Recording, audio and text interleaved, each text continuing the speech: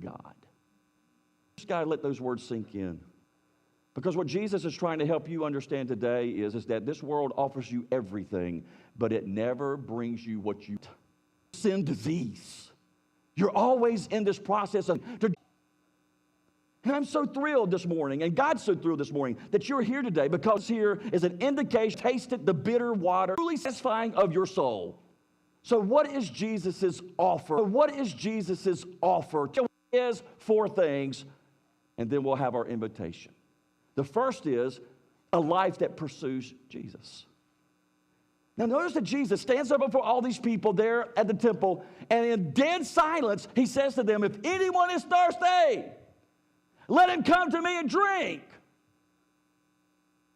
Now notice something that Jesus says. He says, come and drink.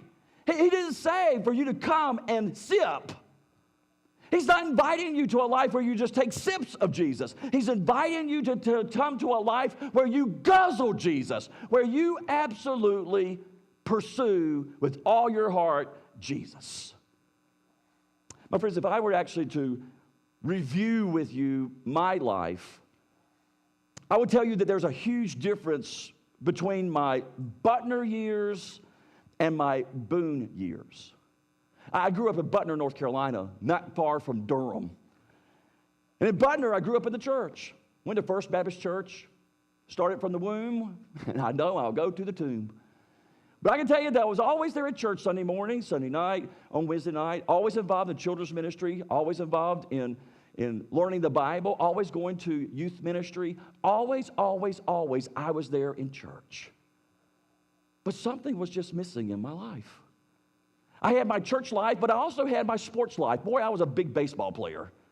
Started when I was 8 years old, went all the way up through high school. I was really into sports, and I was really into going to church. But something happened when I went to Boone. My Butner years, I was there till I graduated from high school. And then I went to Boone, to Appalachian State University. And while I was there at Appalachian State University, I realized that there was something really missing in my life. A friend of mine invited me to his church called Mount Vernon, and I went to Mount Vernon, and there I met a man by the name of Roger Critcher, who was my Sunday school teacher, college Sunday school teacher.